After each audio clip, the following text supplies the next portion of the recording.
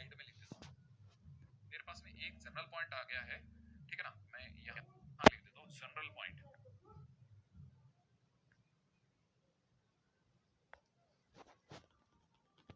अब general point क्या वो समझो आप। जनरल पॉइंट बन गया लैम्डा माइनस 4/3, 2 लैम्डा प्लस में 1/3। अच्छा यहां से देखा जाए तो इट इज 3 लैम्डा। ये एक जनरल पॉइंट है जो इस लाइन पर कहीं पर भी एग्जिस्ट कर सकता है। डायग्रामेटिकली अगर मैं कहूं कि यही वो जनरल पॉइंट P है, ठीक है ना, तो हमारे को एक पॉइंट Q से इसकी परपेंडिकुलर डिस्टेंस निकालनी है जो कि 2 - 1 6 है। अगर मुझे परपेंडिकुलर डिस्टेंस निकालनी है तो मुझे सबसे पहले P की अवेलेबिलिटी हो जाए, तो PQ तो मैं 2 मिनट में निकाल दूं। लेकिन मैं अभी क्या सोच रहा हूं, सबसे पहले यहां तक मैंने जनरल पॉइंट निकाला, उसके बाद में फिक्स है कि मैं PQ के DR निकालूंगा। अगर मेरे को PQ का DR निकालना है तो मुझे पता है इसमें से मुझे इस पॉइंट को घटाना है, राइट है। तो मैं लैम्डा माइनस 4/3 माइनस 2 रखने की सोच रहा हूँ, ठीक है, जिसका मतलब हो गया माइनस का 6 माइनस का 10, तो लैम्डा माइनस 10/3, लैम्डा माइनस 10/3। अच्छा सेम वे में अगर मैं y में से y घटाता हूं तो 2 लैम्डा प्लस 1/3 में से मैं घटाऊंगा माइनस ऑफ -1 माने +1, तो एक तरह से पीछे 4/3 बन गया। सेम वे में 3 लैम्डा माइनस का 6, ये मेरे पास में PQ के DR बने। अच्छा PQ इस लाइन के परपेंडिकुलर है। अच्छा लाइन जो है वो अगर आप ध्यान से देखते हैं ना, तो लाइन आपको ध्यान से देखने में पता चलता है कि लाइन के DR आपके पास में है, आप चाहो तो DR -3 -6 -9 भी ले सकते हैं, या फिर DR 1 2 3 भी ले सकते हैं, एक ही बात है, ठीक है ना। तो मैंने अपनी तरफ से इसके DR देखे जाए तो 1 2 3 लिए, और मेरे को ये पता है कि दोनों एक दूसरे के परपेंडिकुलर है, PQ अपने आप में लाइन के परपेंडिकुलर है। माने मैं कह सकता हूँ लैम्डा माइनस 10/3, 2 लैम्डा प्लस में 4/3, ठीक है ना, 3 लैम्डा माइनस 6 मल्टीप्लाइड बाय 1 2 3 का वैल्यू 0 आ रहा है। तो अगर देखा जाए तो लैम्डा माइनस 10/3 प्लस में 2 के हिसाब से देखा जाए तो 4 लैम्डा प्लस में 8/3 प्लस में 3 के हिसाब से देखा जाए तो 9 लैम्डा माइनस का 18 बराबर 0 होगा, राइट है। तो ये बन गया 9 और 4 13 14, तो ये 14 लैम्डा यहाँ से बन रहा है। अच्छा यहाँ इसकी वैल्यू अगर देखी जाए तो ये बन गई माइनस का 2/3, तो इधर 18 प्लस में 2/3, तो 18 दिया 54, 56/3 बन रहा है साहब, 56/3 है ना भाई। और 14 से अगर ये जाता है तो कैंसिल आउट होता है 4 टाइम, माने लैम्डा की मेरी सुंदर वैल्यू 4/3 आ रही है। ओके अब लैम्डा की वैल्यू अगर मेरे पास में 4/3 आ रही है तो मेरे पास पॉइंट भी आ जाएंगे, राइट है। अगर मैं पॉइंट की बात करता हूं तो लैम्डा की जगह पर अगर मैं 4/3 देख रहा हूं तो मेरे पास में पॉइंट आ रहा है ना, माने मेरे पास में P पॉइंट जो मेरे पास दिख रहा है आता हुआ, वो मुझे दिख रहा है माइनस का, ठीक है। अब यहाँ हो जाएगा 4/3 माइनस 10/3, 4/3 माइनस 10/3 मतलब माइनस का 2, तो पहले पॉइंट तो मेरे पास 2 आ रहा है। अच्छा लैम्डा की जगह अगर मैं 4/3 यहाँ रखता हूँ इस वाले पॉइंट में, हाँ ये थोड़ा गड़बड़ कर दिया मैंने, ठीक है, यहाँ पे मैंने लैम्डा की जगह पर 4/3 रखा तो 0 आ गया। लैम्डा की जगह 4/3 जिस दिन मैं इसमें रखूंगा, राइट है, तो 4/3 रखते ही 8/3 प्लस 1/3 मतलब 3 आ गया। लैम्डा की जगह 4/3 रखते ही 4 आ गया, तो मेरे पास पॉइंट P आ रहा है 034, 034 करके मेरे पास में पॉइंट आ रहा है। अब 034 की मेरे को डिस्टेंस निकालनी है किससे, 2 -1 और 6 से, और मेरे पास में आंसर आ जाएगा PQ, ठीक है। तो PQ की वैल्यू क्या आने वाली है मेरे दोस्त, PQ की वैल्यू मेरे पास में आने वाली है √4, 0 - 2 का स्क्वायर और 3 + 1 का स्क्वायर मतलब 4 का स्क्वायर बोले तो 16, और यहाँ 4 - 6 मतलब -2 का स्क्वायर बोले तो 4, तो कुल मिलाकर के अंडर रूट में 24 करके कुछ मेरे पास में सुंदर वैल्यू आने वाली है √24, राइट है। तो √24 का मतलब देखा जाए तो 4√6, तो PQ जोड़ में 4√6, 4√6 सॉरी 4√6 नहीं 2√6, 4 × 6 है ना, मतलब A option is the right option. तो मतलब मेरी तरफ से आंसर हो जाएगा 2√6 माने √24। ये हुआ हमारा क्वेश्चन। आई एक्सपेक्ट कि आप में से सभी लोगों को ये वाला क्वेश्चन दिख गया होगा, मतलब हमारे पास में √26 2√6 आ गया, √24 क्वेश्चन है। इसलिए समय ज्यादा लिया क्यों, क्योंकि मैं इसमें एक्सप्लेनेशन के साथ चल रहा हूं। अगर यही मैं अपने में खो करके क्वेश्चन करता रहता तो जो अभी मैं समय ले रहा हूं उसका 60% टाइम में मैं ये क्वेश्चन फिनिश कर देता। यहाँ मुझे एक एक चीज लिखनी पड़ रही है, और वहां पे हो सकता है मैं काफी कम स्पेस में इसको करने की कोशिश। देखा जाए तो यहाँ Sn बराबर में क्या दे रखा है, 1 × n-1, 2 × n-2, ऑब्वियस सी बात है आगे होगा 3 × n-3, और ऐसे बढ़ते बढ़ते लास्ट वाले में हो जाएगा। यहाँ देखा जाए तो ये n-1 × 1 तक है, माने 1 से बढ़ते बढ़ते देखो ये 1 2 3 4 से लेके n-1 तक गया, वो n-1 n-2 कम होते होते 1 तक आ गया। तो मतलब एक तरह से चीजें बढ़ रही है और एक तरह से चीजें घट रही है, ठीक है ना। अगर किसी ने मुझसे इसका जनरल टर्म पूछा TR क्या सोच रहा हूँ, मेरे पास में TR इज इक्वल टू में, मतलब TR बोलो या TK बोलो एक ही बात है, ठीक है। तो मैं देख रहा हूँ आगे K और पीछे की तरफ N माइनस K, ऐसा कुछ चल रहा है। जहां अगर किसी ने मेरे से पूछा इसको SN के टर्म्स में बताओ, तो मैं कहूंगा sigma K into N minus K कर लो, और K की वैल्यू 1 से लेकर के और कहां तक गई है, N माइनस 1 तक, सही है। अच्छा, अब जिनको ये भी समझ में आ गया वो ये जानते हैं कि मैं अगली लाइन के अंदर मैं सिग्मा के 2 टुकड़े कर दूंगा, जिसमें मेरे लिए हो जाएगा KN माइनस KA स्क्वायर। अच्छा, जिसमें भी मैं जानता हूं कि ये लिमिट K से स्टार्ट हो रही है, K इक्वल टू 1 से स्टार्ट हो रही है और N माइनस 1 तक जा रही है, लेकिन इसमें वेरिएबल कौन है, K, तो इसका मतलब ये कि N यहाँ पे कांस्टेंट है, तो ये जो N है ये सरक के बाहर आ जाएगा। अगर ये N सरक के बाहर आ गया तो सिग्मा K की वैल्यू जो होती है N into N plus 1 by 2 होती है, लेकिन यहाँ पर N की जगह क्या चल रहा है, N माइनस 1, तो यहाँ हो जाएगा N माइनस 1 इंटू में N माइनस 1 प्लस 1 बाई 2, और आपको पता होगा ये दोनों कट गए तो फाइनली रह जाएगा N into N minus 1 by 2, right. अच्छा ऐसा, हाँ ऐसा, तो आप चाहो तो इसे N स्क्वायर इंटू में N माइनस 1 बाई 2 और सुंदर तरीके से भी लिख सकते हो, ये आपका SN चल रहा है। आगे बढ़ते हैं, सिग्मा के स्क्वायर, सिग्मा के स्क्वायर का मतलब हो जाएगा N माइनस 1 इंटू में, ध्यान से सोचिए, N plus 1 into 2N plus 1 by 6, ऐसा होता है ना, याद है आपको, अरे याद है ना, मैं दोबारा बोलता हूँ, N, ठीक है ना, N plus 1, N into N plus 1 into 2N plus 1, ये होता है। जहां जहां N है वहां पे N माइनस 1 सोचो, तो यहाँ पे N माइनस 1 सोचते ही ये N रह जाएगा, और यहाँ हो जाएगा कितना, 2N माइनस 1 डिवाइड बाई 6, है ना। अब देखो कुछ अगर किया जा सकता है तो इसमें से कॉमन लिया जा सकता है, N इंटू में N माइनस 1 बाई 2 कॉमन ले लेता हूँ, और पहले वाले में से बचेगा N और दूसरे वाले में से बचेगा 2N माइनस 1 बाई 3, ऐसा है ना। तो अपनी तरफ से यही बचा, कॉमन आ गया N इंटू N माइनस 1 बराबर, ठीक है। अच्छा फिलहाल अगर देखा जाए तो हमारे पास में कुछ बड़ा गंदा सा कुछ आने वाला है, N into N minus 1 by 2 अगर मैंने कॉमन भी ले लिया तो ये अपने आप में 3N और ये अपने आप में 2N माइनस 1 मिला करके, है ना। अब यहाँ बीच में माइनस है, सॉरी, तो माइनस होने की वजह से फाइनली मेरे पास बच जाएगा N इंटू में N माइनस 1 इंटू के अंदर अगर देखा जाए तो ये हो जाएगा 3N माइनस 2N बोले तो N और प्लस का 1 मिला करके N प्लस 1, ठीक है ना, N plus 1 divide by 3, N plus 1 divide by 6, ठीक है। अच्छा ये और छोटा हो गया, N plus 1 into N minus 1 मिलकर के हो गया N square minus 1 divide by 6, ये अपना SN हो गया। अब जब मेरे पास में SN आ गया है तो अब क्वेश्चन के अंदर SN की एंट्री कराते हैं। अब ये हमारा अब तक फर्स्ट पार्ट पूरा हुआ है साहब, ये भी तक अपना फर्स्ट पार्ट पूरा हो गया। अब सेकंड पार्ट पे एंटर हो जाओ। सेकंड पार्ट में हमारे को कह रहा है कोई सिग्मा के अंदर n की वैल्यू 4 से लेकर के इनफाइनाइट तक लेके जा रहा है, ट्वाइस ऑफ SN का मतलब हो जाएगा n इंटू में n square minus 1 divide by 3n factorial minus में 1 अपॉन में n माइनस 2 फैक्टोरियल, है ना, ऐसा। अब ये क्वेश्चन वाला पूछ रहा है इसकी क्या वैल्यू आएगी। अच्छा अब क्वेश्चन वाला अगर बाय द वे ये पूछता है कि इसकी क्या वैल्यू आएगी, तो हमारे पास में क्या चॉइस है इस जगह पर कि मैं इसमें से n minus 1 into n plus 1 कर लेंगे अलग। अच्छा आप में से कई लोगों को अच्छे से पता होगा n फैक्टोरियल का मतलब होता है n into n minus 1 into में n माइनस 2 फैक्टोरियल, ऐसा भी लिखा जा सकता है। ये n से ये वाला n कैंसिल आउट हो जाएगा, इस n माइनस 1 से ऊपर n प्लस 1 बच जाएगा और नीचे की तरफ जो बचेगा वो लिख रहा हूं, ठीक है। सिग्मा n इज इक्वल में 4 से लेकर के इनफिनिट तक, डन। अच्छा यहां पर हो चुका होगा n plus 1 divide by 3 times में n माइनस 2 फैक्टोरियल माइनस में 1 अपॉन में n माइनस 2 फैक्टोरियल। अब आप चाहो तो एक काम और कर सकते हो, आपको अगर भाई तो लेना तो कॉमन भी ले सकते हैं। अब कॉमन कैसे लोगे वो सोचने की बात है कि क्वेश्चन के अंदर किया क्या जाए। मैं इस जगह पे कॉमन लेने से ज्यादा आपको एक इंटरेस्टिंग चीज दिखाता हूँ। ये जो n प्लस 1 लिखा है ना, इसे मैं जानबूझ करके n माइनस 2 प्लस 3 लिख देता हूँ, ठीक है ना, और जो 1/3 से बाहर भेज देता हूँ, है ना। और चाहो तो आप अंदर भी रख सकते हो, कोई तकलीफ नहीं, आप डिवाइड बाई 3 करके इसको साइड में कर दो। नीचे की तरफ आपके पास में n माइनस 2 फैक्टोरियल चलने दो, राइट है, इसको भी करने की जरूरत नहीं, करली ब्रैकेट भी हटा लो और माइनस में 1 अपॉन में n माइनस 2 फैक्टोरियल ऐसा चलने दो। अब आप में से कई लोगों को समझ में आ गया होगा कि ये अपने आप में इस तरह से क्रिएट हो रहा है कि n माइनस 2 अपॉन में n माइनस 3 टाइम्स में n माइनस 2 फैक्टोरियल, ठीक है, प्लस में 1 अपॉन में n माइनस 2 फैक्टोरियल, और ये पीछे वाला जो है इसको फिर कॉपी कर रहा हूं 1 अपॉन में n माइनस 2 फैक्टोरियल, ऐसा चलने दिए, ये और ये कैंसिल आउट हो गया। फाइनली ये इसको हटाएगा तो n माइनस 3 फैक्टोरियल छोड़ेगा, तो मेरे पास में सिग्मा में सिर्फ और सिर्फ रह जाएगा 1 अपॉन में n माइनस 3 फैक्टोरियल, और n की वैल्यू अपने पास में 4 से लेकर के इनफिनिट तक चढ़ेगी।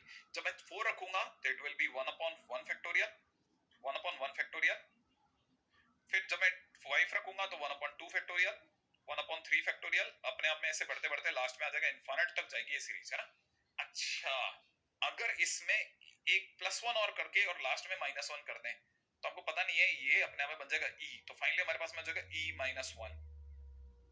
अच्छा, और इसका जो ये वाला 3 है ना, ये वाला 3 अभी बेचारा बाहर कहीं छुप गया था हमारे हाथों, तो हमारे पास में यहां से हो जाएगा 1/3 आगे, और फाइनली हमारे पास में आंसर हो जाएगा e-1/3। तो हमारी तरफ से option A will be the right option. Finally इस क्वेश्चन का आंसर हो जाएगा e-1/3, जिसके अंदर मतलब अगर मैं बोलता हूँ, देखो मैंने 1 to 1 काम करा है, एकदम लगा करके क्वेश्चन को सॉल्व करने की कोशिश करी, तब जाकर পারবেন তার কোডটা দাও তো একটু तो आप मेरे तो ख्याल है इस तरह के क्वेश्चन को लेकर के টাইপ काफी সিটা ध्यान এই से টাইপ देखे সি हैं বলি ना, तो মাইক্रो आपको समझ में यूएसबी आ जाएगा कि पेपर करने वाले ने जब पूरा पेपर लगाया होगा जिसके 100% के आसपास गए होंगे, हालांकि 100% का मतलब सारे क्वेश्चन का सही होना नहीं होता, सारे बच्चों में सबसे ज्यादा क्वेश्चन का सही होना होता है। तो बेसिकली अगर देखा जाए तो वो एक अलग क्राइटेरिया, लेकिन जिसने भी सबसे ज्यादा क्वेश्चन करे उसने कम से कम 25 में से 24 हो सकता है, या फिर 25 के 25 क्वेश्चन लगा डाले हो। 25 के 25 क्वेश्चन लगाने के लिए हिम्मत चाहिए, सोचिए एक एक क्वेश्चन के अगर आपको 5-5 मिनट 10 मिनट लग रहा है, ठीक है, तो इसका मतलब ये कि सामने वाले ने बहुत बढ़िया काम पहले से करके रखा था और काफी काम वो दिमाग में कर रहा था, राइट। लेकिन अपन दिमाग में कर नहीं सकते क्योंकि मैं आपको बताऊंगा तो वहां तो टाइम लगेगा ही लगेगा, इसलिए चलते हैं अपन अगले क्वेश्चन की तरफ। ये समय भी अपन बातों की जगह पे काम में लगाते हैं। रेडी, अगला क्वेश्चन करते हैं नेक्स्ट। अगला क्वेश्चन y is equal में yx is the solution of the curve of the differential equation this। अब क्वेश्चन क्या था, डिफरेंशियल इक्वेशन दे रखा है x स्क्वायर dy, ठीक है ना, प्लस में y माइनस 1/x इनटू में dx is equal to 0, dx से भाग लगा दीजिए। এটা আছে तो पहला काम तो dx ही हो পারবেনটা गया, एक काम यहाँ खत्म हो गया, राइट है। अच्छा, दूसरी बात dy dx को हमेशा अकेला रख के बात करें, dy dx प्लस के अंदर यहाँ पे हो जाएगा y अपॉन में x स्क्वायर माइनस में 1/x क्यूब। अब माइनस के 1/x क्यूब को भी आप उधर भेज दीजिए, ये लीजिए, अब आपकी डिफरेंशियल इक्वेशन प्रॉपर रास्ते से तैयार हो गई है। लेकिन जब भी आप ऐसा कर रहे होते हैं तो आपके साथ में कुछ और चीजें भी ऐड हो जाती हैं। ऐसा देखते हैं आप में से कई लोगों को p की वैल्यू 1/x स्क्वायर फील दे रही है, q की वैल्यू 1/x क्यूब की फीलिंग आ रही है, और पहला काम आता है इंटीग्रेटिंग फैक्टर निकालना, जो कि हो जाएगा e की पावर में p डॉट dx, माने 1/x स्क्वायर डॉट dx, इसका मतलब हो जाएगा e की पावर माइनस 1/x। अब सेकंड काम y if y इनटू में e की power minus 1/x is equal to integration में q if, इसका मतलब 1/x क्यूब इनटू में e की power minus 1/x dot dx, ठीक है ना। जिसे अगर मैं और अच्छे से लिखूं तो मैं लिखूंगा 1/x स्क्वायर इनटू में 1/x इनटू में e की power minus 1/x dot dx। सही है भाई। अब यहाँ पे जिसको थोड़ा सा भी क्लिक कर जाएगा वो समझ जाएगा। अगर मैंने e की पावर माइनस 1/x को ही t मान लिया, या यूं समझिए मैंने माइनस 1/x को t मान लिया, राइट है, तो मेरे को पता है 1/x स्क्वायर डॉट dx बराबर में dt हो जाएगा। इसका मतलब ये हटेगा और प्लस में ये हटेगा, राइट है, इसकी जगह dt लगेगा, 1/x की जगह माइनस का t आएगा, तो ये अपने आप बन गया माइनस का t इनटू में e की पावर t डॉट dt, तो ये माइनस को यहीं पर रहने देते हैं। अच्छा, अब क्वेश्चन इधर उठेगा u डॉट v, तो u डॉट v के टाइम पे आप e की पावर t को साइलेंट बैठा लें, t माइनस 1, ठीक है, ये अपनी तरफ से बन जाएगा माइनस में e की power t into t minus 1। अच्छा, और एक प्लस का c और आ जाएगा, यहाँ पे हो जाएगा y इनटू में e की पावर माइनस 1/x। अब आप t की जगह पे चाहो तो माइनस का 1/x लगा सकते हो, तो यहाँ पे जाएगा माइनस का 1/x, राइट, तो यहाँ पे ले जाएगा माइनस का 1/x और यहाँ पे भी हो जाएगा माइनस का 1/x। अब क्वेश्चन को सॉल्व करने का टाइम आने वाला है, यहाँ तक की वैल्यू आ चुकी है। इस तरह के आंसर को जब भी आता है तो उसे y इक्वल टू yx के नाम से पुकारते हैं, लेकिन सामने वाला कह रहा है कि नहीं हमारे पास में तीसरा स्टेप और है, वो है y1 इक्वल टू 1। इसका मतलब ये कि मुझे x की जगह 1 और y की जगह 1 रखना है। जब मैं x की जगह 1 रखूंगा और y की जगह 1 रखूंगा, 1 इनटू e की power minus 1 is equal to में माइनस e की पावर माइनस 1 प्लस c, मतलब मेरे पास में c की भी बड़ी घनघोर सी वैल्यू आती दिख रही है, राइट है, मतलब मेरे पास में c की जो वैल्यू आएगी वो काफी इंटरेस्टिंग सी वैल्यू आने की चांसेस दिख रहे हैं ना भाई। अब c की वैल्यू जो आएगी वो अपने आप में कुछ खतरनाक आनी ही है, इसमें कोई डाउट ही नहीं है कि अपनी c की वैल्यू कुछ ना कुछ भयानक सी आने ही वाली है। क्या क्या आने वाली है भाई, यहाँ से आ जाएगा 1/e और यहाँ से आ जाएगा माइनस का 2/e और प्लस का c, ठीक है, तो एक तरह से c is equal to 3/e आ रहा है, सही है, c is equal to 3/e नहीं प्लस का 2/e आ रहा है ये तो, और प्लस का 2/e तो c की वैल्यू आ रही है माइनस का 1/e। अच्छा, इससे हमारे पास में एक और पॉइंट आ गया। अब फोर्थ पॉइंट क्या कहता है, अपने को जब इसको रखेंगे ना x इसकी वैल्यू, तो हम इस इक्वेशन के अंदर y इनटू e की पावर माइनस 1/x की जगह e की पावर माइनस x का भाग भी लगा लेंगे, ठीक है ना। तो यहाँ पे हो जाएगा y या e की पावर माइनस 1/x का डिवीजन जाएगा तो ये हो जाएगा x प्लस 1/x और प्लस c इनटू e की पावर 1/x हो जाएगा, देखो ना, मैंने क्या बोला, e की पावर माइनस वन अपन एक्स का डिवाइड लगाएंगे। अच्छा इसमें c की वैल्यू अपने पास माइनस वन बाई है, तो अपन माइनस का वन बाई ई भी रख लेते हैं, तो माइनस का वन अपॉन ई ये भी वैल्यू डाल दें। अरे अपने पास c की वैल्यू आई है ना, वो वापस रख लेते हैं। अच्छा अब क्वेश्चन वाले ने हमारे को कहा है y वन बाई टू, तो मतलब मुझे x की जगह वन बाई टू पुट करना चाहिए, तो वन बाई टू पुट करती ऊपर हो जाएगा थ्री बाई टू, नीचे हो जाएगा वन बाई टू, तो कैंसिल आउट होने के बाद फाइनली हो जाएगा कितना, ये फाइनली हो जाएगा थ्री, राइट है ना भाई। तो यहाँ से रह जाएगा थ्री माइनस यहाँ हो जाएगा वन अपॉन ई इंटू, अगर वन बाई टू रखा तो ई स्क्वायर, और कैंसिल आउट होने के बाद यहाँ से बचेगा ई, तो हमारे पास फाइनली आंसर आने वाला है थ्री माइनस ई, तो y इज इक्वल टू में three minus E will be the answer. इसका मतलब ऑप्शन ए जो होगा वो सही ऑप्शन होगा, राइट। तो क्वेश्चन अपने आप में ज्यादा टाइम कंज्यूमिंग तो नहीं था, लेकिन हाँ टाइम लिया इसने, है ना। ये तो ये वाला क्वेश्चन। चलते हैं जल्दी से अगले क्वेश्चन की और। अगला क्वेश्चन कहता है कि थीटा अपने आप में एक्यूट एंगल है एलिप्स और सर्किल के बीच में बनने वाले टेंजेंट का कहां पर, at the point of intersection in the first quadrant. मतलब एलिप्स और सर्कल एक दूसरे को काट रहे हैं, किसी पॉइंट पे काट रहे हैं, अगर उस पॉइंट पे फर्स्ट क्वाड्रेंट में जो भी पॉइंट जहां पे वो दोनों एक दूसरे को इंटरसेक्ट कर रहे हैं, उस पॉइंट पर अगर टेंजेंट्स खींचे जाते हैं, तो इलिप्स के टेंजेंट और सर्कल के टेंजेंट्स के बीच में जो भी एंगल होगा वो बताइए। तो अपने आप में अगर देखा जाए तो ये अपना इलिप्स, ये अपने आप में सर्कल, मान लेते हैं फर्स्ट क्वाड्रेंट में यहाँ कट हो रहे हैं, ये टेंजेंट और ये टेंजेंट के बीच का एंगल थीटा है। क्वेश्चन वाला ये कह रहा है तो आप टेन थीटा की वैल्यू बताओ। ओके अब अगर ऐसा है तो मुझे पहला काम है पॉइंट ऑफ इंटरसेक्शन निकालना पड़ेगा। तो पहला काम है पॉइंट ऑफ इंटरसेक्शन निकालना। पॉइंट ऑफ इंटरसेक्शन के लिए आप दोनों इक्वेशंस को सॉल्व कर लो। तो पहली इक्वेशन ये लिखी हुई है, सही है, और दूसरी इक्वेशन यहां लिखी हुई है। इन दोनों को सॉल्व करने के लिए दोनों को एक दूसरे के नीचे रख लिया और ये कैंसिल आउट कर लेते हैं, ठीक है ना। यहां से माइनस गया, ये कैंसिल आउट हो गया, माइनस में गया 8y स्क्वायर हो गया, माइनस यहां से माइनस हुआ 6 हो गया। इसका मतलब मेरे पास y स्क्वायर की वैल्यू 3/4 आ गई। इसका मतलब मेरे पास y की वैल्यू √3/2 आ गई। ये y की वैल्यू उठा करके अगर मैंने सर्कल में भी रख दी तो x square is equal to 3 minus 3/4 हो गया, माने 12, 12 में से 3 गया 9, 9/4 हो गया, तो x स्क्वायर बराबर में 9/4 हो गया। इसका मतलब x की वैल्यू मेरे पास में आ रही है 3/2। इसका मतलब मेरा जो पॉइंट ऑफ इंटरसेक्शन फाइनली आ रहा है वो आ रहा है 3/2 √3/2। तो पहली बात तो ये कि पॉइंट ऑफ इंटरसेक्शन इतना आया। अब दूसरी बात, अब मेरे पास में एक टेंजेंट एलिप्स पे बनेगा और एक कहां पे बनेगा, सर्कल पे। तो मेरे को चाहिए स्लोप ताकि मैं थीटा निकाल सकूं। तो मैं स्लोप ऑफ टेंजेंट देखूंगा एलिप्स के लिए। स्लोप ऑफ टेंजेंट होती है डी ओवर एक्स, तो मैं इसको डिफरेंशिएट करूंगा। अगर इसको डिफरेंशिएट करता हूं तो एक्स स्क्वायर का 2x, 9y स्क्वायर का 18y dy/dx और 9 का 0, राइट है। तो फाइनली हमारे पास में dy/dx की वैल्यू बनने वाली है माइनस का x/9y, राइट है। अच्छा ये जो भी वैल्यू बनेगी इसमें मैं x की जगह रख दूंगा 3/2 और y की जगह रख दूंगा √3/2। तो 2 से 2 कैंसिल आउट हो जाएगा, फाइनली 3 से 9 कैंसिल आउट हो जाएगा, तो माइनस का 1/3 √3 बन जाएगा। ये मेरा m1 बन गया। अच्छा जब मैं स्लोप ऑफ टेंजेंट निकालूंगा सर्कल के लिए तो x स्क्वायर का 2x ये बन जाएगा 2y dy/dx बराबर में 0, और डिफरेंशिएशन के बाद में dy/dx बराबर बन जाएगा माइनस का x/y, तो माइनस का x/y, तो 2 2 कैंसिल आउट हो जाएगा, तो ये हो जाएगा माइनस का √3, हमारा हो गया m2। अब मेरे पास m1 m2 दोनों अवेलेबल है। अच्छा मुझे अच्छे से पता है कि जब भी दो टेंजेंट होता है तो उनके बीच का angle m1 minus m2 upon 1 plus m1 m2 से निकलता है, राइट है। तो मुझे क्या करना है, सिर्फ वैल्यूज को पुट करना है। अगर मैंने वैल्यूज को पुट करा तो tan theta is equal to में मॉडुलस m1 की जगह हो जाएगा माइनस का 1 अपॉन में 3√3 प्लस में यहां से हो जाएगा √3 अपॉन में नीचे हो जाएगा 1 माइनस 1 प्लस माइनस में 1 अपॉन 3√3 मल्टीप्लाइड बाई माइनस का √3, राइट। ये माइनस माइनस प्लस √3 से √3 कैंसिल आउट कर दो। तो फाइनली अगर देखा जाए तो ऊपर की तरफ बन गया है 9 माइनस 1 बोले तो 8, नीचे की तरफ बन रहा है 1 प्लस 1/3 बोले तो 4/3, राइट, जो कि बन गया है 2/3। तो मतलब tan थीटा की वैल्यू 2/3, ठीक है, 2/3 भी नहीं 2/√3, ठीक है 2/√3, क्योंकि यहाँ नीचे से आ जाएगा इसका 3√3। मैं इसको थोड़ा सा शायद जल्दबाजी कर रहा हूँ, यहाँ ध्यान से देखना पड़ेगा। ऊपर की तरफ बन गया है 8 अपॉन में 3√3 मल्टीप्लाइड बाई 4/3, ठीक है। तो क्या कैंसिल आउट 3 बार, तो हो जाएगा 2/√3। तो मतलब मेरे पास फाइनली आंसर tan थीटा की वैल्यू 2/√3, माने ए ऑप्शन अपने आप में सही ऑप्शन।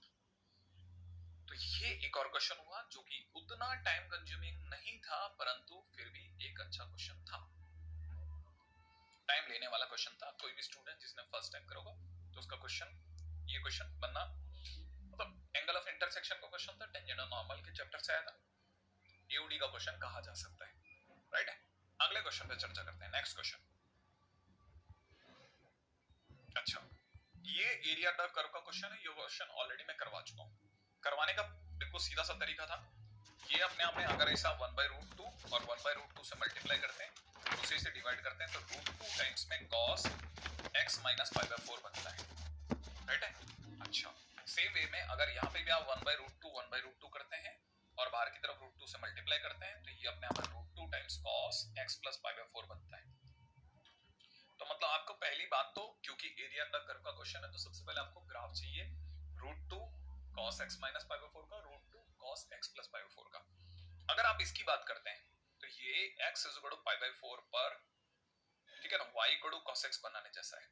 तो x इक्वल टू π/4 आप में से कई लोग जानते हैं यहाँ कहीं होगा, और इस पर अगर आपने √2 cos x बनाया तो कुछ हद तक ऐसा बनेगा ड्रॉप होकर के, राइट है। तो ये जगह जो होगी वो माइनस π/4 हो जाएगी, और ये वाली जो जगह होगी, क्योंकि आपने π/4 पे बनाया है, तो π/2 से π/4 आगे जाके 3π/4 हो जाएगी।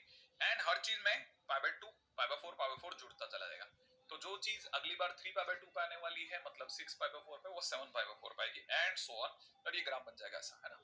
हमने इस तरह के ग्राफ्स की काफी प्रैक्टिस कर रखी है, मैं सीधा इस जगह पे एनिमेशन में जाना प्रेफर करूंगा, राइट है। तो मुझे पता है कि जब मैं इसका ग्राफ बनाऊंगा तो इसके बराबर होगा, और ये अपने आप में इसके बराबर होगा। तो जैसे ही मैं ग्राफ बनाऊंगा तो ये सबसे पहले x प्लस π/4 का, मैंने अपने आप में इसका ग्राफ बना, sin x plus cos x का, क्योंकि मैंने cos x का ग्राफ बनाया है π/4 पे जाकर के, तो मैंने जैसा बताया था 3π/4 पे, यहाँ 7π/4 पे, इस तरह से वो ग्राफ बनेगा। सेम वे में अगर मैं इसकी ग्राफ की बात करता हूं तो x is equal to minus π/4 पर, ठीक है, √2 टाइम्स cos x बनाने जैसा है। तो अगर भाई x is equal to minus π/4 यहाँ होगा, और अब की बार जो ग्राफ बनेगा वो यहाँ बनेगा, राइट है, इस तरह से कुछ। तो जैसे मैं आप इसके सामने ग्राफ बनाऊंगा तो ये कुछ ऐसा ग्राफ बनेगा, ठीक है ना। एनीवे, जो भी ग्राफ बना है ना, उसमें से cos x minus sin x के ग्राफ का मुझे मॉडुलस चाहिए। माने ये लाल वाले ग्राफ में जो भी नीचे नीचे का पोर्शन दिख रहा है ना, ये सारा का सारा पोर्शन मॉडुलस के इंपैक्ट में ऊपर जाने वाला है। और अगर ये ऐसा है तो मुझे अच्छे से पता है कि जैसे ही ऊपर जाएगा मुझे ये कुछ हद तक ऐसा दिखेगा, देखिए ऊपर जाता हुआ। आई एक्सपेक्ट कि यहां तक की बात अपने को पकड़ में आ गई है। अच्छा, उसमें भी मैं आपको बता दूं, ये जगह का नाम π/2 है और ये जगह का नाम 0 है, और हमें 0 से π/2 के बीच में, माने x इज इक्वल टू 0 की लाइन ये रही, x इज इक्वल टू π/2 की लाइन ये रही, इसके बीच में ये जो है ना एलियन के शिप जैसा जो बन रहा है, इसके ग्राफ की अगर हम लोग बात करते हैं तो यहां से हमारे को करना है, राइट है। तो अगर मान लीजिए ऐसे क्वेश्चन के ऊपर चर्चा करते हैं तो हम लोगों को बस इसका एरिया निकालना है। अगर इसका एरिया निकालना है तो अपन अपनी तरफ से इस क्वेश्चन को, इतने पोर्शन को हटा लेते हैं, बाकी को हटा दिया, इसको बचा लेते हैं। अब मुझे तो सिर्फ इसका एरिया निकालना है। अच्छा, अगर मुझे इसका एरिया निकालना है तो मैं अच्छे से जानता हूं कुछ छोटी छोटी बातें। एक तो ये कि जो ये वाला जो हिस्सा था ये ओरिजिनली नीचे था, कन्वर्ट होकर मॉडुलस के इंपैक्ट में ऊपर आया है, ठीक है ना।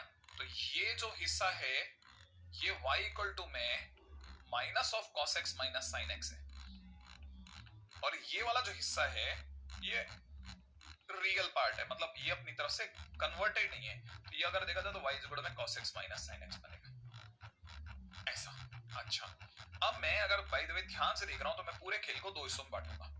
कौन कौन से दो हिस्सों में बांटूंगा? एक में एरिया निकालूंगा 0 से लेकर के π/4 तक का, और दूसरी बार एरिया निकालूंगा π/4 से लेकर के π/2 तक का। अच्छा, 0 से π/4 के बीच में, 0 से π/4 के बीच में जो अपर कर्व है वो अपने आप में sin x plus cos x ही है, तो मैं अपनी तरफ से यहां लिखूंगा sin x plus cos x। मैं घटा रहा हूं नीचे वाले को, that is minus of cos x, है ना। तो माइनस माइनस प्लस हो जाएगा, यहां हो जाएगा cos x minus sin x। तो अपने को इंटीग्रेशन करते टाइम पे 0 से लेकर के π/4 के बीच में sin sin कैंसिल आउट हो जाएगा, 2 cos x का इंटीग्रेशन करना है एक तरह से। सेम वे में अगर मैं अगले वाले पार्ट की बात करता हूं तो अगला पार्ट ये वाला है, ये अपने आप में cos x plus sin x है अपर कर्व, ठीक है। और लोअर कर्व की अगर हम लोग बात करते हैं तो लोअर कर्व है originally cos x minus sin x, तो मैं अपनी तरफ से cos x minus sin x करूंगा, तो अब की बार cos x कैंसिल आउट हो जाएगा, तो it is 2 times sin x dot dx हो जाएगा, और ये अपने आप में π/4 से लेकर के π/2 तक जाएगा। अब आप अपनी तरफ से इसे इंटीग्रेट कर लें, और अगर आप जैसे ही इसे इंटीग्रेट करेंगे अपनी तरफ से आंसर आना चालू हो जाना चाहिए, राइट। अब इसका इंटीग्रेशन करने से पहले एक बार जरा हम लोग चीजों को दोबारा से देख लेते हैं कि ये ओरिजिनली क्या था, ताकि मैं एक बार कन्वर्जन वाले हिस्से को दोबारा से देखना चाहूंगा। अगर मैंने देखा तो मुझे पक्का कंफर्म होना चाहिए कि कौन सा हिस्सा कन्वर्ट हुआ। देखा, अब ये वाला पोर्शन कन्वर्ट हुआ था ना, ये दिख रहा है, ये वाला कन्वर्ट होता, तो इसका मतलब ये वाला पार्ट माइनस है और ये वाला पार्ट प्लस है, माने क्योंकि वो तो ओरिजिनल था। अच्छा, अगर ऐसा है तो ये प्लस हो जाएगा और इस बार यहाँ पे माइनस हो जाएगा, और ऐसा होते ही सिर्फ चीजों में बदलाव आएगा, वो ये कि यहाँ हो चुका होगा साइन एक्स और यहाँ हो चुका होगा कॉस एक्स। इससे ज्यादा कोई बड़ी बात नहीं होगी, है ना। अच्छा, क्योंकि ये पेपर पे करते टाइम पे तो हमारे को पता होता है ना कि हमने कन्वर्ट किया, यहाँ पे क्या एनिमेशन होने की वजह से स्लाइड कन्वर्ट हो गई। अब मैं इसको अगर इंटीग्रेट करता हूँ तो मेरा क्वेश्चन बन जाएगा, रेड है, जैसा कि हम लोगों ने किया यहाँ पर, और हमारे पास में साइन एक्स आ गया और कॉस एक्स पीछे इंटीग्रेट करते हमारे पास में 2 रूट 2 माइनस 1 बन जाएगा।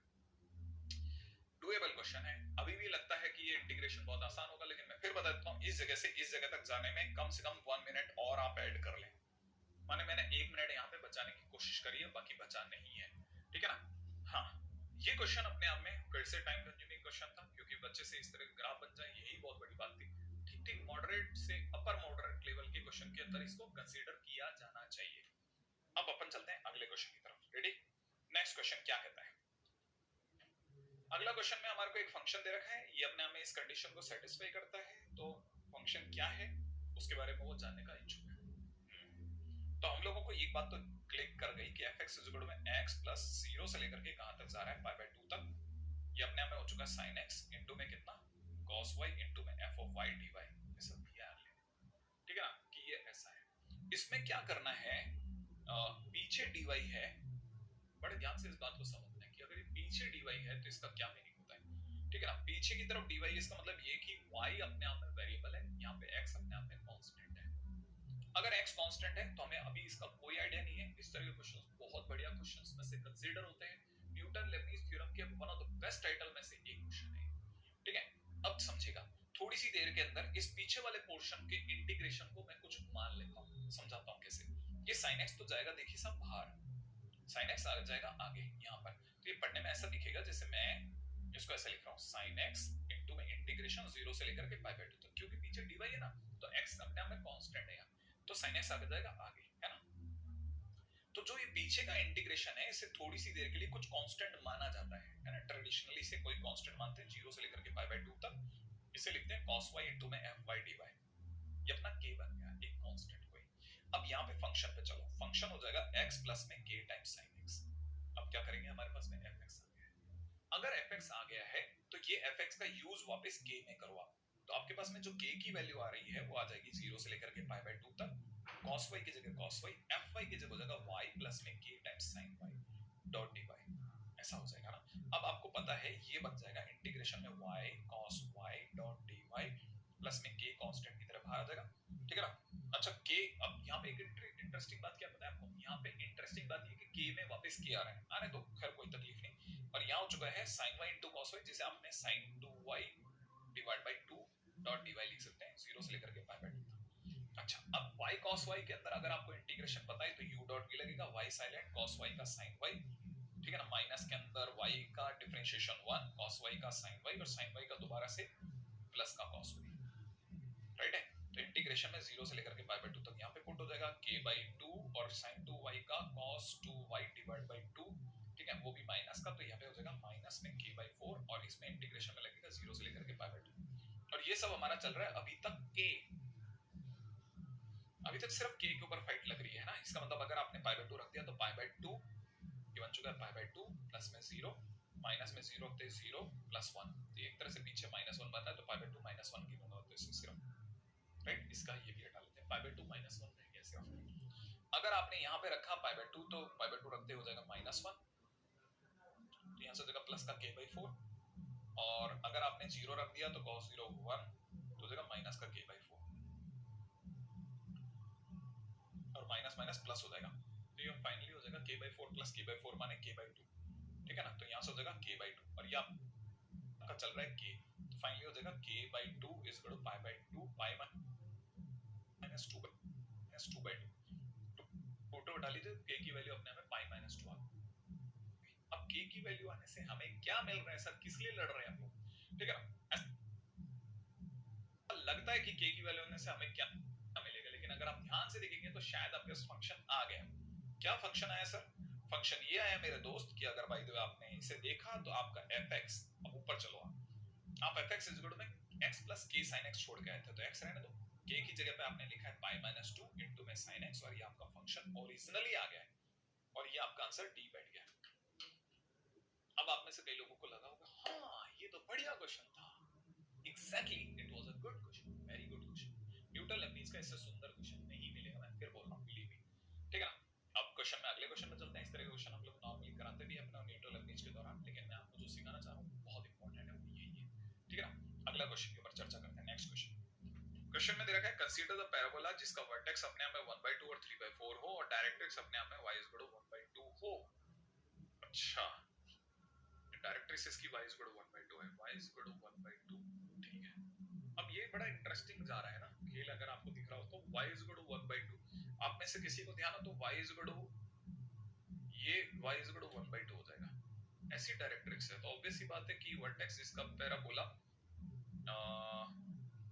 जिसका वर्टेक्स अपने आप में 1/2, 3/4 हो, वो कुछ हद तक ऐसा होगा।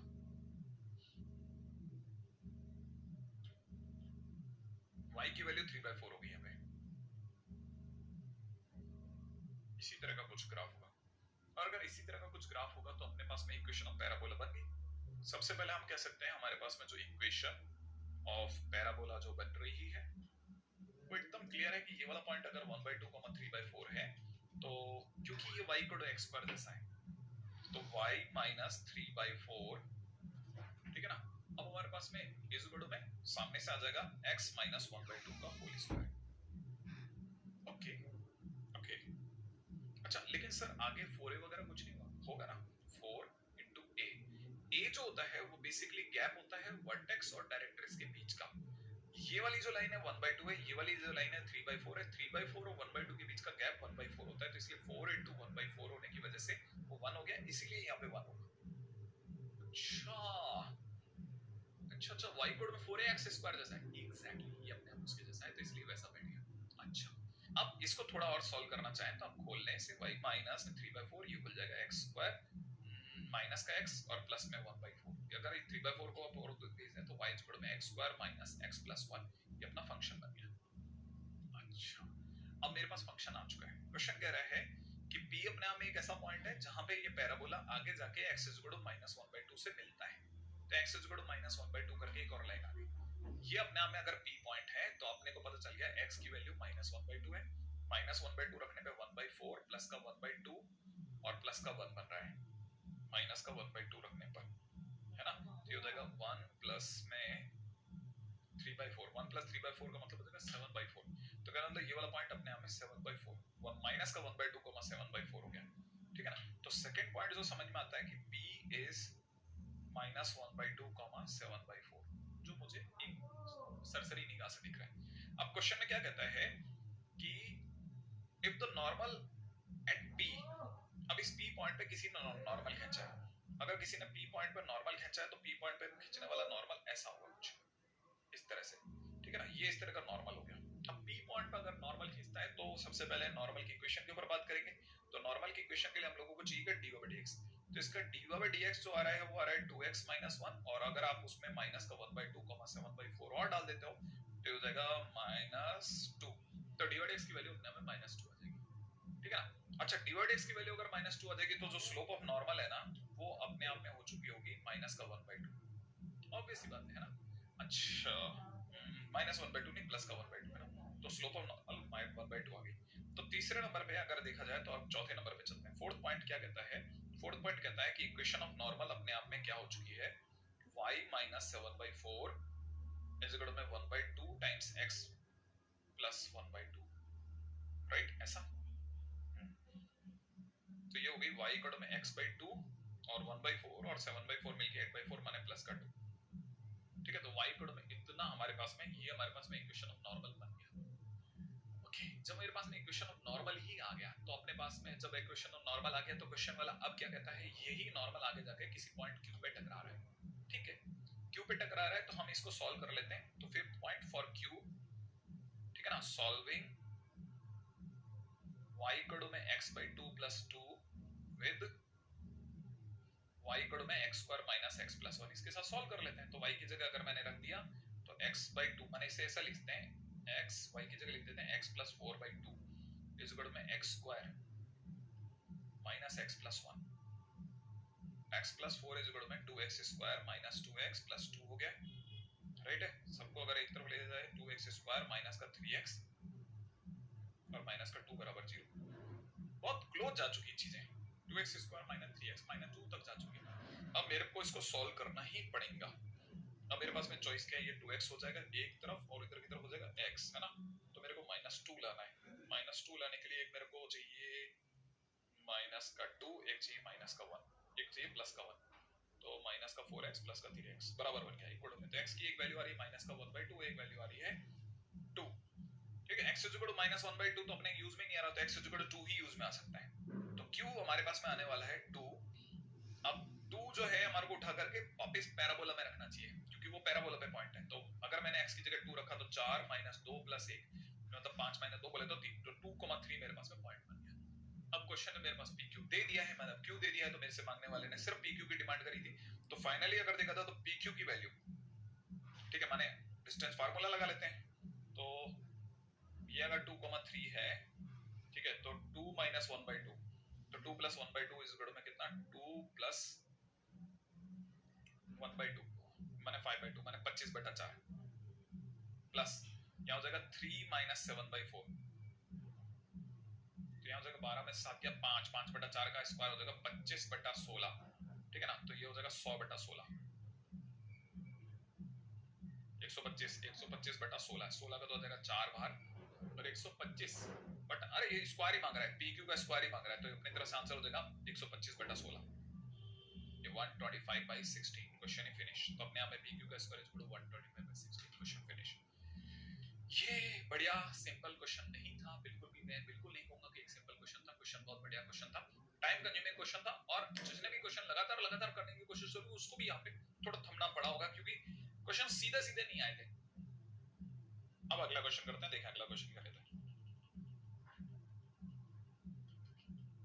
अगला क्वेश्चन हमारे को कह रहा है, if n is the number of solution of this equation 0 से पाई में and s is the sum of all the solution, then the order where n, s is equal to question mark। Question अपने आप में अगर देखा जाए तो question में हमारे को एक दे रखा है 2 cos x, ब्रैकेट में जो कुछ भी दे रखा है sin a plus b into sin a minus b है, तो 4 की जगह 4 इनटू करली ब्रैकेट के अंदर चलते हैं, तो अपने आप में sin square minus sin square b, तो यहां से हो जाएगा sin स्क्वायर π/4 माइनस में sin square b minus sin square x, पीछे -1 चलने दो, इस इक्वल टू 1 भी सही है। 2 टाइम्स में cos x, ये हो जाएगा 4 इनटू में कितना 1/2 माइनस में sin square x -1 equal to 1, ये हो जाएगा 2 टाइम्स cos x, ये हो जाएगा 2 - 4 sin square x -1 equal to 1। वापस से 2 cos x को cos x रहने दो। अच्छा, ये एक तरह से लिखा हुआ 1 - 4 टाइम्स में sin square x equal to 1। अच्छा, और अगर ढंग से देखा तो 2 cos x, 1 की जगह 1, 4 sin स्क्वायर x जो होता है वो 1 - cos 2x, 2 cos square x है ना, तो 2 को अलग कर देता हूं, ये हो जाएगा 1 - cos of 2x is equal to 1 हो जाएगा। अब और शानदार क्वेश्चन बन चुका है, ये खोलता हूं तो ये बन जाएगा -1 और एक बन जाएगा 2 cos 2x, प्लस में कितना 2 times cos 2x is equal to में -1, ये बन गया माइनस का 2 cos x और एक इधर बन जाएगा 4 टाइम्स cos 2x इनटू में cos x is equal to में -1। अच्छा, अब क्या करा जाएगा, इससे अपन प्रोडक्ट से सम में बदलेंगे, प्रोडक्ट से सम में बदलेंगे तो cos प्लस cos में बदला जाएगा, तो cos प्लस cos, और ये जो माइनस का 2 cos x इसे पीछे बैठा लेते हैं, इज इक्वल टू में -1 चलने देते हैं। अच्छा, अब क्वेश्चन को और कैसे डील करा जाएगा, अंदर ही अंदर इन दोनों का सम, किसका सम, इन दोनों का सम, सही है, इन दोनों का सम 3x, इन दोनों का डिफरेंस x, ये बनेगा। अच्छा, और क्योंकि ये 4 था उसमें से 2 तो काम में आ जाएगा, 2 रह जाएगा, राइट, ऐसा, और ये पीछे का माइनस cos 2x, अब ये जिस दिन खुलेगा तो 2 cos x को कैंसिल आउट कर देगा, फाइनली 2 टाइम्स में cos 3x is equal to कितना आ चुका है, -1। हाँ, तो इधर की तरफ देखा जाए तो -1। अब ये -1 है भी नहीं, ये देखा जाए तो 1 है, इधर की तरफ देखा जाए तो ये भी 1 है, इधर की तरफ देखा जाए ये भी 1 है, इधर की तरफ देखा जाए ये भी 1 है। फाइनली हमें cos 3x is equal to में बन गया 1/2। इसका मतलब cos पाई बाई 3 और cos 3x माने cos थीटा बराबर cos अल्फा माने 3x इज इक्वल टू में 2n pi plus minus pi by 3, right है, जिसे हम लोग लिख सकते हैं 6n pi plus minus pi into में पाई बाई 3, 3x बराबर में। तो x की वैल्यू फाइनली मेरे पास में जो आने वाली है वो क्या आने वाली है, x की वैल्यू जो आने वाली है वो आने वाली है 6n plus minus 1 pi by 9। अच्छा, और मेरे को मेरे सारे आंसर 0 से पाई में चाहिए है ना, तो मैं एक बार n की वैल्यू 0 डालता हूं तो x की वैल्यू 1 आ जाएगी पाई बाई 9, पॉजिटिव आंसर चाहिए ना इसलिए। अच्छा, तो प्लस माइनस में से अब दूसरी बार मैं डालता हूं 1, तो 1 डालने पर 6 माइनस 1 बोले तो 5 पाई बाई 9 आ रही है। अगर मैं प्लस 1 लेता हूं तो 7 पाई बाई 9 आ रही है। अगर मैं 2 लेता हूं तो 11 पाई बाई 9 आ रही है, जो कि ज्यादा हो जाएगा। क्या ज्यादा हो जाएगा? अरे 11 पाई बाई 9 है ना, ठीक है, तो ये पाई से ऊपर बड़ा आंसर दे देगा। हाँ, तो ये चाहिए नहीं, मतलब हमारे पास 3 ही आंसर हो गए। अच्छा, जो भी हमारे आंसर है उनका जो सम होगा वो एस कहलाएगा। तो हमारी तरफ से पाई प्लस 5 पाई प्लस में 7 पाई, इन सब का सम डिवाइड बाई 9, तो ये हो जाएगा 12 और 13 पाई बटा 9 हमारा ये बन गया, राइट, ये हमारा एस बन गया। अच्छा, और हमारे पास नंबर ऑफ सॉल्यूशन कितने हैं? 3, तो एन की वैल्यू आ गई 3, तो 3 13 पाई बटा 9 माने बी ऑप्शन अपने आप में सही ऑप्शन हो गया, जो कि बहुत मुश्किल क्वेश्चन नहीं था। फिर से आपको ये बात तो समझ में आ जाएगी, ये क्वेश्चन मुश्किल क्वेश्चन नहीं था, ये एक सिंपल आसान सा क्वेश्चन था जो कि बनने लायक था और बनता है, ठीक है ना। अभी तक हम लोगों ने जितने भी क्वेश्चन करे आज के दिन पे, हम लोगों ने तकरीबन जितने भी क्वेश्चन करे उसमें हालांकि हम लोगों ने पूरी स्पीड लगा के रखी, ज्यादा से ज्यादा अभी तक जितने भी क्वेश्चन करे गए है ना, उसमें हम लोग अगर भाई मैं मान लीजिए एज ए टीचर ने होकर एज ए स्टूडेंट भी अगर इसी इंटेंसिटी के साथ और इसी बुद्धिमत्ता के साथ में अगर इसी समझदारी के साथ ये क्वेश्चन कर रहा होता तो मैं ज्यादा से ज्यादा 10 मिनट बचा सकता था, सब मिलाकर के 10 मिनट्स में से रिड्यूस कर सकता था, ठीक है ना। कहने का मतलब ये कि अगर मैं 10 मिनट्स ही रिड्यूस कर लेता तो भी आप समझ सकते हैं कि इतने क्वेश्चन मैं आराम से कर सकता था। अच्छा, अब आज इतना ही, ठीक है ना, और आपसे जल्दी दोबारा मुलाकात करेंगे, लेकिन याद है ना, उसी भरोसे के साथ कि माता पिता का सम्मान इस बार आप पाके रहेंगे, ठीक है। तो माता पिता का खूब सम्मान करें, उनका खूब सम्मान पाना भी है इन रिटर्न। भाई बहनों से तो खैर नॉक चलती रहती है, लेकिन अपने को उनसे हिंसा से दूर रहना है, ठीक है। मित्रों से प्रेम बना के रखना है, सफलता अपने साथ है, साथ रहेगी।